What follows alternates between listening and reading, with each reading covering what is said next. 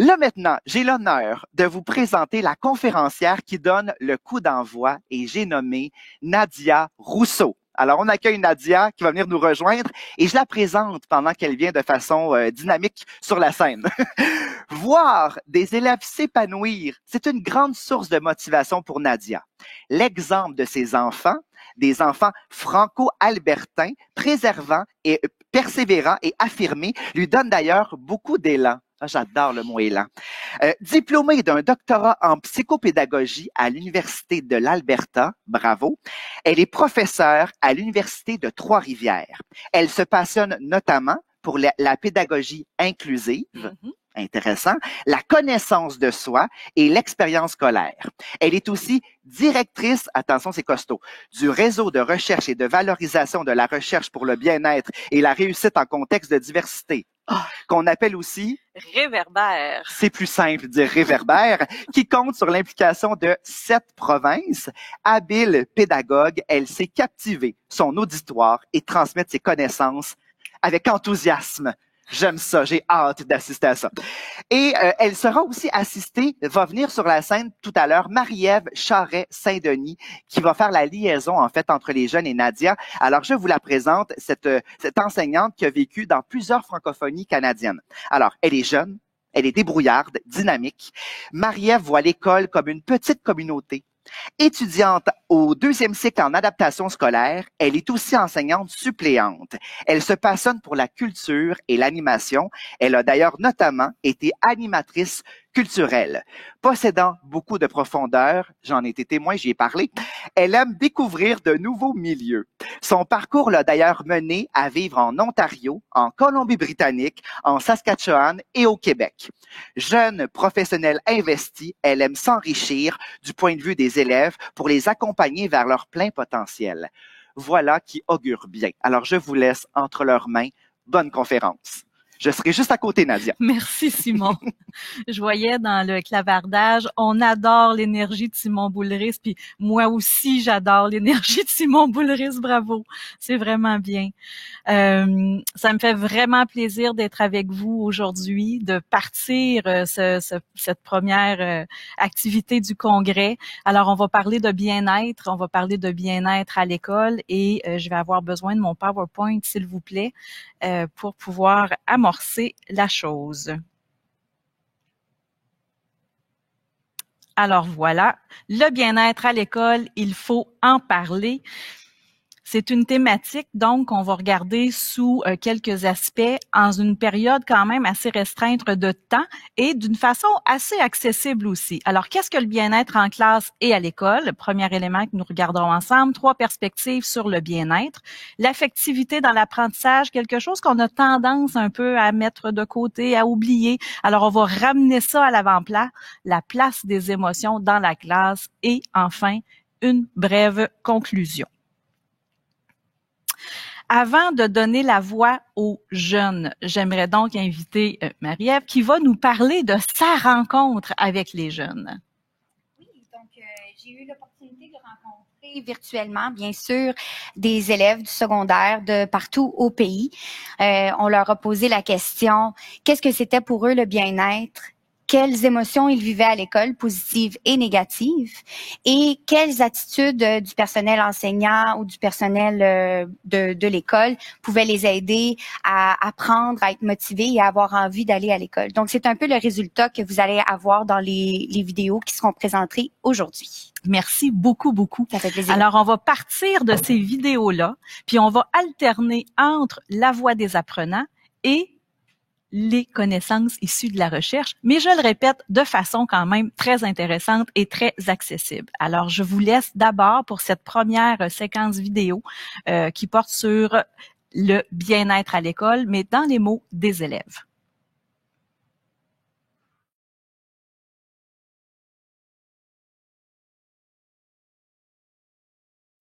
Pour moi, le bien-être à l'école, je pense que c'est vraiment la sécurité. Donc, la sécurité, par exemple, venir à l'école et te sentir bien, avoir des gens qui se soucient pour toi, avoir la liberté d'expression, la liberté d'opinion, pouvoir vraiment dire ce que tu penses pour essayer d'améliorer les choses et pas avoir peur de parler. Le bien-être pour moi à l'école, je crois que c'est me sentir que je suis comme en sécurité et comme sentir que c'est comme une bonne place pour partager n'importe quoi. Comme, je veux pas aller à l'école pour me sentir comme je suis jugé ou incité de faire quelque chose. Comme, je veux aller à l'école pour me sentir bien, comme je peux faire n'importe quoi à l'école et comme me sentir comme personne va me juger ou quelque chose comme ça. Alors, ben, le 11 octobre, c'est la journée du coming out, mais c'était l'action de grâce, donc on ne pouvait rien faire, on n'était pas à l'école. Donc, on s'est dit qu'on était pour faire une vidéo pour demain qui était morte. Puis, moi, j'ai fait mon coming out à l'école. J'avais super hâte parce que ça faisait tellement longtemps que j'avais entendu, mais je voulais quand même que ça soit bien fait, que ça soit dans la vidéo aussi. Puis, je n'étais pas la seule qui l'a fait. Moi, j'ai aimé ça. On a eu plein de commentaires positifs. Puis là, ça rappelle à quel point Sam, c'est une famille. Ça va revenir souvent, ça. Puis je suis pas la seule qui va vous le dire. Moi, je suis chanceuse. Puis j'ai un cours de yoga à l'école. Donc, tantôt, tu faisais ton affaire. Puis j'étais comme Shanti, Shanti, Shanti, là. Mais, puis je pense que ça, là, c'est comme la meilleure chose. Tellement une bonne opportunité. Ça fait juste 1 an que c'est là.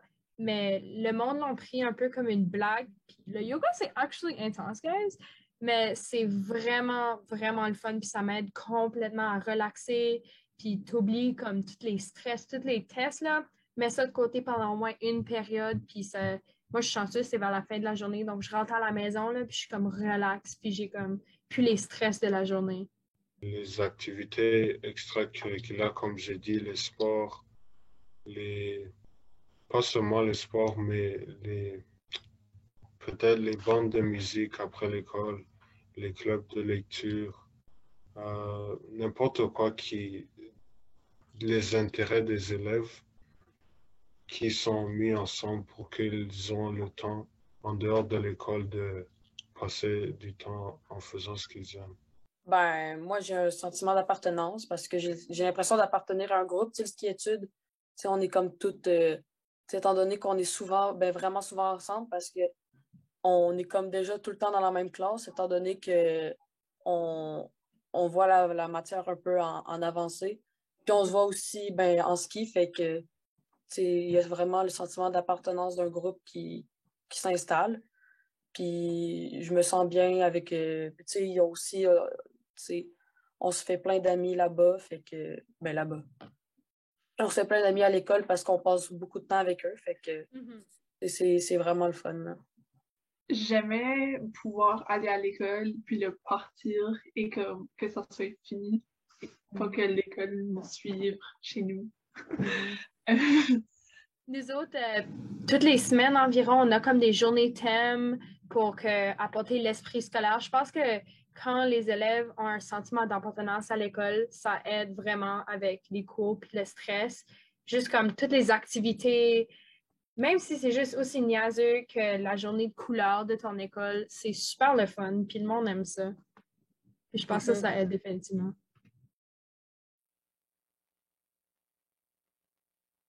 C'est vraiment beau ce qu'ils nous disent, les jeunes. Alors, on va réafficher le PowerPoint, s'il vous plaît. Merci. Alors, les jeunes vraiment nous parlent et ce qu'ils nous disent, ça vient vraiment rejoindre les connaissances issues de la recherche. Voilà. Alors, il y a 3 perspectives sur le bien-être à l'école. Il y a une première perspective.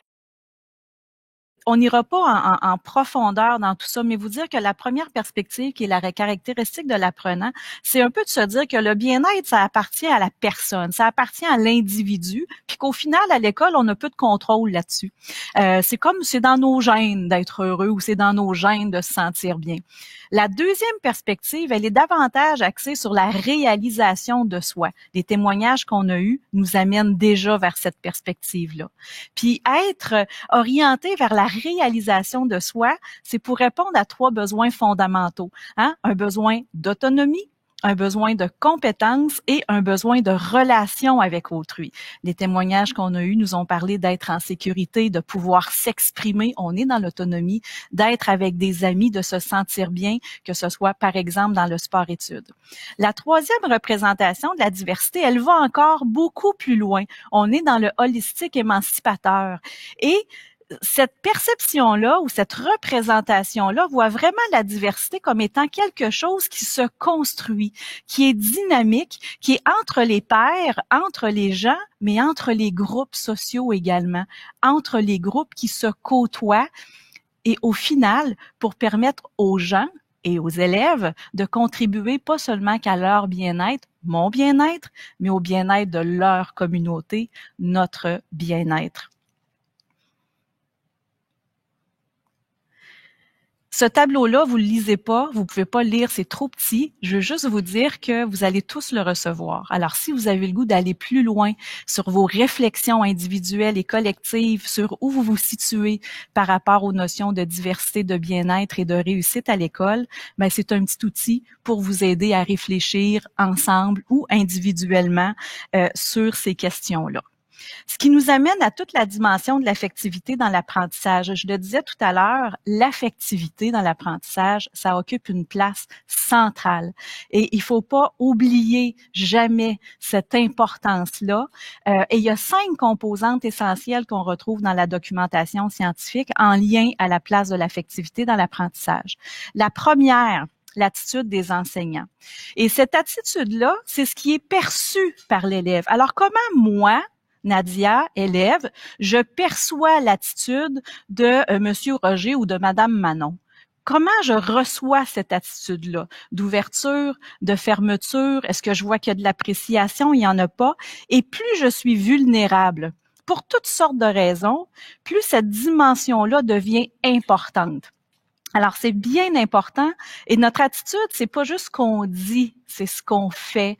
C'est la façon dont on approche les gens.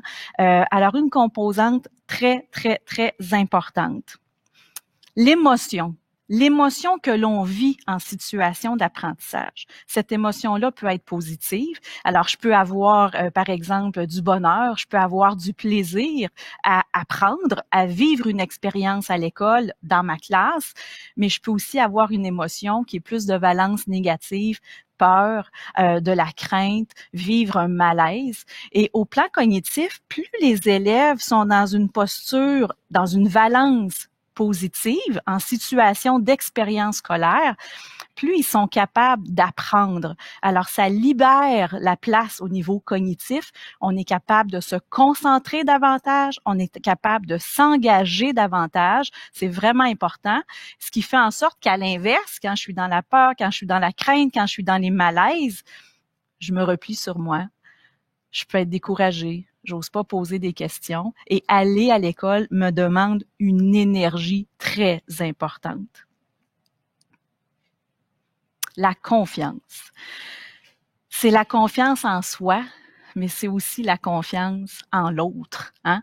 Est-ce que j'ai assez confiance pour me mettre en danger en tentant de répondre à une problématique qui m'est proposée sans avoir peur de manquer mon coup? Est-ce que j'ai assez confiance pour aller demander de l'aide à la personne ou à un groupe, ou si je n'ai pas assez confiance de le faire? Alors, c'est pour ça que je vous dis, c'est oui, la confiance en soi, mais c'est aussi la confiance en l'autre. L'élève qui a confiance, il va prendre des risques. L'élève qui a confiance, il va aller chercher l'aide dont il a besoin. L'élève qui a confiance va faire porter sa voix, mais un élève qui n'a pas cette confiance-là en lui ou en l'autre, je le répète, hein, c'est la dynamique, va rester pris un peu avec sa misère, je dirais. Vous avez déjà compris, j'imagine, que tout ça est interrelié. Si je perçois une attitude d'ouverture à mon égard, si je vis du plaisir, je suis plus en confiance avec l'autre, je prends des risques. Hein? Dans le scénario inverse, ça devient plus difficile. On arrive aux attributions causales. Les attributions causales, on pourrait prendre 45 heures pour en parler. On va faire ça en 30 secondes. ça se bâtit dans la rétroaction que je reçois lorsque je suis dans une situation d'apprentissage. Est-ce que la rétroaction que je reçois me laisse croire que j'ai atteint ce résultat ou j'ai développé cette compétence parce que j'y ai travaillé, parce que je m'y suis investie, j'ai progressé de par mon engagement. Dans ce contexte-là, je vais développer une attribution causale, donc qui me met en situation de pouvoir et de contrôle sur mes apprentissages. Si à l'inverse, la rétroaction que j'ai et les relations que j'ai avec le contexte scolaire et même familial me laissent croire que c'est parce que c'était facile, ce n'était pas très exigeant, j'ai été chanceux, je développe pas ce sentiment de contrôle au niveau de mes apprentissages et ça va venir nuire au reste des activités. Il nous reste une dernière composante, un mot que tout le monde connaît très bien, la motivation. La motivation, c'est le cumul des 4 autres composantes. Si je vis du plaisir, si j'ai le sentiment qu'on m'apprécie comme personne et comme élève, si je me sens en confiance, si j'ai l'impression que j'ai un contrôle sur ce qui m'arrive à l'école, je suis engagée. Si je suis engagée, je suis motivée. Alors, je vous dirais que c'est facile d'être motivé quand on n'a pas de défi à relever. Mais c'est beaucoup plus dur d'être motivé lorsqu'on est dans des valences affectives plus négatives. Et c'est pour ça que l'affectivité, faut aussi en parler. Pas juste du bien-être, mais de l'affectivité et ses composantes. Alors, vous verrez à la diapo suivante une affiche, 5 composantes essentielles, une espèce d'aide-mémoire. Vous l'aurez aussi après la conférence aujourd'hui. Vous pouvez l'imprimer, la mettre dans votre agenda, la mettre sur le mur de l'école. C'est pour vous, ça vous appartient, un petit aide-mémoire.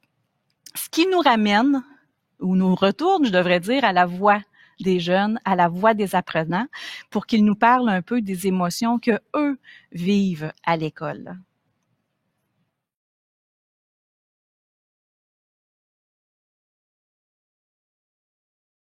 L'école, c'est un roller coaster d'émotions, là. Puis là, quand je pense qu'on fait ces activités-là, c'est comme pour se recentrer. Je me trouve comme bien excitée, puis si j'étais stressée pendant ma journée, c'est le moment de ma journée où je peux être comme « Wouhou! » C'est comme, c'est OK qu'on est à l'école, là. J'ai 4 tests, mais c'est correct. Il y a des émotions plus positives, mais il y a aussi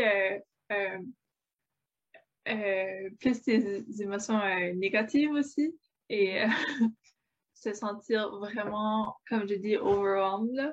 Et vraiment que comme juste le stress, comme tellement stressé que comme tu peux même pas faire ton travail, puis là t'es juste assis là à ton pupitre en train de comme voir tout le monde travailler. C'est comme ah! À l'école, tu sais, des fois on peut être un peu plus stressé parce qu'il y a un examen qui s'en vient, ou on peut être stressé aussi parce qu'on comprend pas la matière, fait que tu sais, on n'est pas sûr de quoi. Mais sinon, des fois, la plupart du temps, moi, j'ai du fun à l'école parce que, admettons, pendant la pause du midi, je joue avec mes amis, fait que ça, c'est le fun. Puis aussi au sport-études, ça me permet de m'énerver un peu puis juste de me libérer. Sinon, des fois, on peut être un peu déçu ou fâché quand on reçoit une mauvaise note ou de quoi, là, mais on a aussi des fois des meilleures émotions. Là, fait que... Les évaluations, ça, c'est une grosse source de stress pour moi. Mais comme, je dirais, la période d'examen, comme il y a une semaine habituellement où est-ce qu'on va avoir peut-être 5 examens la même semaine, ça, c'est plus difficile. Et c'est vraiment là où est-ce que gérer son temps et avoir ses priorités, c'est vraiment primordial. Et ça paraît, les personnes qui sont capables de faire ça. Oui, mais c'est sûr qu'il y a beaucoup de stress. Étant en 12e année, le stress, la pression grimpe à mesure. En 9e, c'est le stress d'être à une nouvelle école. 10e, 11e, c'est comme, oh my God, l'université. Puis en 12e, là, on fait nos admissions au collège, université bientôt. Fait que c'est sûr que le stress est toujours là. Fait que c'est sûr que comment le gérer, c'est une bonne chose à savoir. Avec les différents profs, les différentes choses, les différentes classes, surtout avec le COVID, il faut apprendre à s'adapter. Fait que c'est un stress qui n'était peut-être pas là autant avant, mais qui est définitivement là. Pour moi, pour les émotions plus négatives, je crois que des fois, je me sens comme stressé à l'école un peu parce que comme je sais comme j'ai des choses à faire, mais comme si des fois c'est trop pour moi, comme j'ai 5 devoirs à remettre pour une journée ou pendant comme quelques jours durant une semaine. Et comme des fois c'est comme dur pour moi parce que je suis juste comme oh j'ai cette classe ou comme où je dois remettre ce travail. Et comme des fois c'est juste un peu stressant pour moi. Et ça c'est ce qui le rend dur des fois à l'école. Mais comme pour les émotions plutôt positives, je crois que je m'amuse à l'école parce que c'est comme diverser avec les élèves, les enseignants. Je crois que je peux avoir du plaisir avec pas juste les élèves, mais aussi avec mes enseignants. Je peux dire comme quelques jokes durant le cours que l'enseignant enseigne et ils se rendent là pour juste comme rire avec et comme ils vont avec le flow et tout ça. C'est très amusant des fois. Donc, ça serait surtout avoir comme un climat de confiance avec les autres, savoir que quand tu vas être à l'école, tu vas être accepté peu importe qui tu es, peu importe ce que tu fais aussi, parce qu'il y a des initiatives qui rentrent en jeu. Tellement riche ce qu'ils nous disent. Puis j'ai vu en même temps dans le clavardage à droite quelqu'un qui disait c'est vrai qu'il faudrait mettre l'accent sur l'apprentissage et non pas sur la performance. Effectivement, c'est tellement vrai. L'école, c'est un lieu d'apprentissage. Puis, tu sais, ça m'amène à parler à ce qu'on appelle le principe de loyauté, mais on a un curriculum à passer, puis en même temps, on se préoccupe du bien-être des élèves. Fait que c'est dur de trouver l'équilibre dans tout ça, mais je pense que quand on met l'accent sur l'apprentissage, on peut juste aider la performance, hein? Mais il faut pas que la performance devienne le seul élément qui guide l'expérience des élèves. Si vous trouvez ça difficile de me voir toujours me pencher la tête, c'est que j'ai un cellulaire. Et mon cellulaire se met en veille, je ne sais pas pourquoi, mais à peu près aux 15 secondes. Fait que je dois le réveiller à chaque fois que je veux changer la diapo. Fait qu'excusez pour le mouvement de tête qui, moi, m'énerve personnellement. Alors, la place des émotions en classe, c'est un levier. On l'a dit tout à l'heure, mais on va aller un petit peu plus loin. Les émotions en classe peuvent avoir plusieurs sources, peuvent se manifester à différents moments et lieux. Puis c'est le fun de le savoir parce que ça peut nous donner du pouvoir comme acteur de l'éducation, qu'on soit enseignant, qu'on soit gestionnaire, qu'on soit professionnel, orthopédagogue et tous les autres. Ça nous donne de l'espace pour trouver des solutions, pour aider à amener un élève ou du moins aider l'élève à prendre acte de l'émotion qu'il vit en ce moment dans ce contexte d'apprentissage. 4 éléments à retenir. Il y a des émotions de réalisation. Une émotion de réalisation, là, on est un petit peu plus dans la performance. On est dans cette idée de « j'ai réussi ». J'ai réussi une tâche. J'ai réussi à résoudre le problème.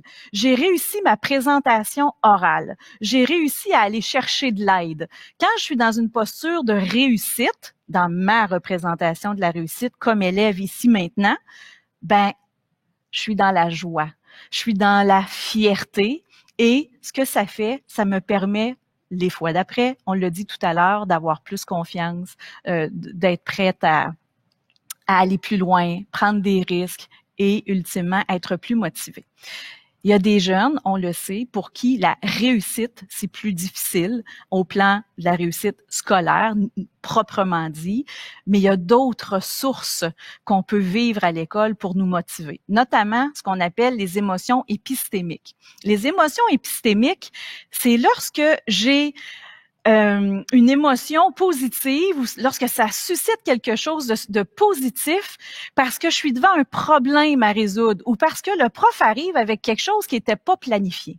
Ça en déstabilise certains, mais ça peut répondre aux besoins de stimulation de d'autres. Alors voilà une autre porte. Une autre possibilité, c'est ce qu'on appelle les émotions thématiques. Alors une émotion thématique, J'ai un fils, vous le savez, j'ai 2 enfants. Ça vous a été dit. Puis j'ai 2 adorables enfants qui sont rendus grands maintenant.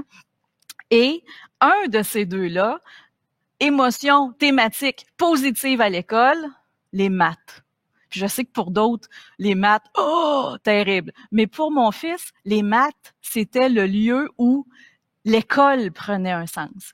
Alors, l'émotion thématique, c'est relatif à un sujet même. On a eu dans les témoignages tantôt le sport. L'émotion en sport était quelque chose qui prenait de la place.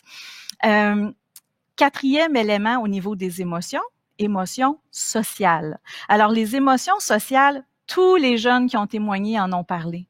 C'est les émotions qu'on vit à côtoyer les autres. C'est les émotions qu'on vit avec nos amis, avec d'autres acteurs qui entourent le monde de l'école. La sympathie, de la compassion, de l'amour, de l'admiration. On est dans des valences positives, mais il peut y avoir, vous le savez, du mépris, de l'envie, de la colère, de l'anxiété. C'est des trucs qui peuvent cohabiter. Alors, les émotions, c'est important, mais on a 4 espaces pour susciter une émotion plus positive et on a 4 espaces pour faire prendre conscience aux jeunes où est-ce que se vit cette émotion-là et les aider à se rattacher à cette émotion-là pour, encore une fois, faciliter et contribuer à l'apprentissage. Dans les témoignages des jeunes, on a beaucoup parlé, c'est revenu à quelques fois, hein, le stress, l'anxiété, le stress, l'anxiété. Alors, ça sera vraiment important de réfléchir à ces dimensions-là. On avance. Un autre segment sur la voix des jeunes, cette fois-ci en lien à la relation enseignant-apprenant.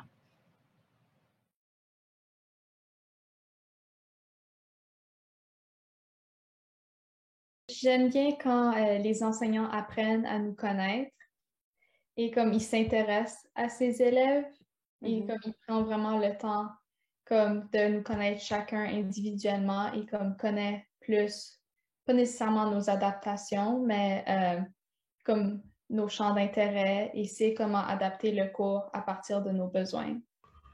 J'aime les enseignants qui engagent la salle de classe quand ils enseignent. Et puis, leur donner leur temps de réfléchir à ce qu'ils ont appris et donner leur feedback.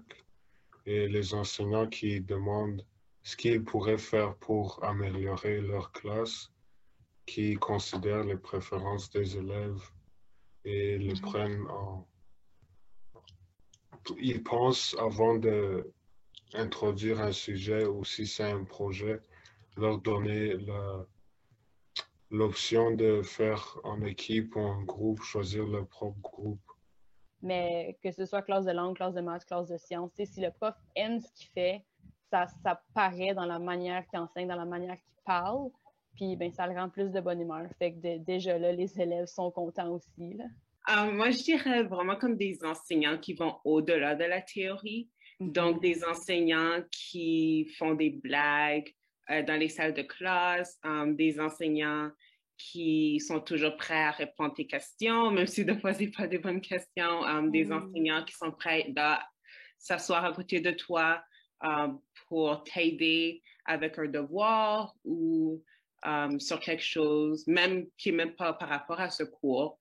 Tu peux avoir un cours de sciences puis avoir besoin de l'aide avec quelque chose dans un autre cours, puis peu importe l'enseignant, il est toujours là, prêt à t'aider sur n'importe quoi. Donc, ouais, des enseignants comme ça, je pense que ça, c'est vraiment une bonne relation à avoir.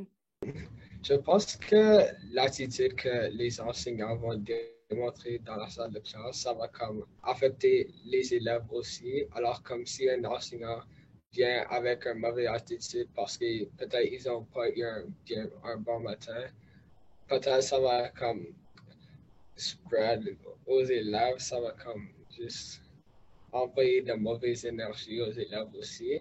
Mais comme j'aime les enseignants qui font comme la classe qui plus content, comme qui vient avec de bonnes attitudes et qui fait la classe comme plus interactive parce que c'est vrai que des fois pas tout le monde veut comme participer à certaines choses.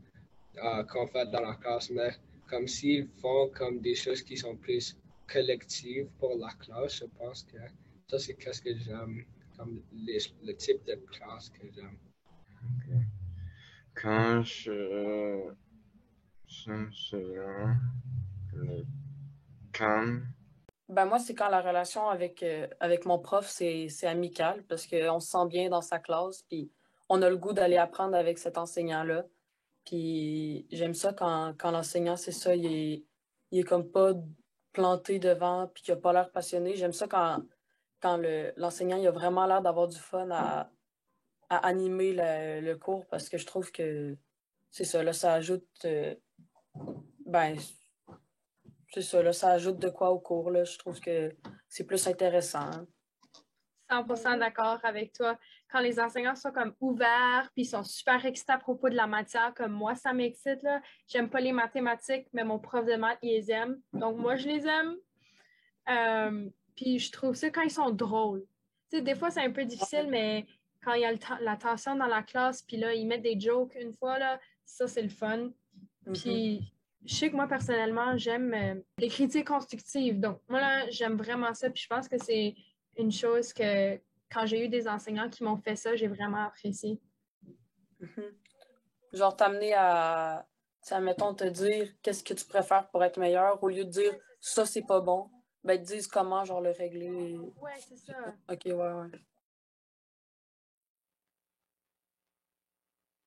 Encore une fois, c'est tellement riche ce que nous disent les jeunes lorsqu'ils abordent l'importance, la qualité de la relation enseignant-élève. La qualité de la relation enseignant-élève, c'est le meilleur prédicteur de bien-être à l'école et de réussite en termes de progression des apprentissages. La qualité de la relation enseignant-élève fait en sorte que peu importe où on est au Canada, peu importe où on est dans le monde, c'est ce qui va nous permettre d'aller de l'avant, de progresser malgré les impératifs qu'on peut croiser sur notre route. Les jeunes en ont parlé. La relation enseignant-élève, elle est respectueuse, elle peut être dans le calme, elle peut être dans le dynamisme, elle est dans la passion, elle peut être je voyais tout à l'heure dans le chat encore, empathie. Cette relation-là, elle se construit. Et j'ai envie de vous dire, je travaille beaucoup avec les jeunes du début, hein, les plus petits qui commencent l'école, mais je les suis jusqu'à 24 ans à peu près. Puis quand moi, je vois un jeune de 24 ans qui est à l'école, à l'éducation des adultes, puis qui travaille sur les premières années, le curriculum des premières années du secondaire, puis qui me dit, moi, là, je suis ici parce que mon prof, il m'aime quand même. Mon prof, il m'aime malgré mes difficultés, malgré mon retard, malgré tout ce que je vis. Moi, je trouve ça génial et c'est ça qu'ils vous disent, les jeunes. Alors, parfois, c'est dans la simplicité que sont les meilleures solutions. Donc, pour conclure, 3 points importants à garder en tête. Le premier, c'est de profiter de la voix des jeunes. Il y a tout un courant de recherche qui porte sur la voix des jeunes, the student's voice. Et cette voix-là nous donne plein de réponses aux problèmes qu'on rencontre dans notre école, dans notre classe, dans les relations qu'on peut avoir au sein de l'institution scolaire. Ça vaut vraiment la peine de les écouter, peu importe quel rôle on joue au sein de l'école. Ne jamais, jamais sous-estimer la place de l'affectivité dans l'apprentissage. Notre cœur, il nous suit partout. Notre cœur, il nous suit à la maison, il nous suit dans nos sports, dans nos loisirs, il nous suit dans nos lectures, mais il nous suit à l'école, il nous suit en classe, il nous suit en maths aussi. Finalement, l'enseignement, c'est un acte de communication. Alors, on peut communiquer à travers toutes sortes de modalités, mais cette communication-là reste hyper importante. Puis je vous dirais que c'est une communication avec chacun des apprenants, avec la personne de l'élève, même s'il y a un curriculum important qui est là et qu'on doit mobiliser dans notre enseignement. Je vous remercie beaucoup. On va avoir du temps, heureusement, pour répondre à vos questions. J'espère qu'il y en aura. Merci.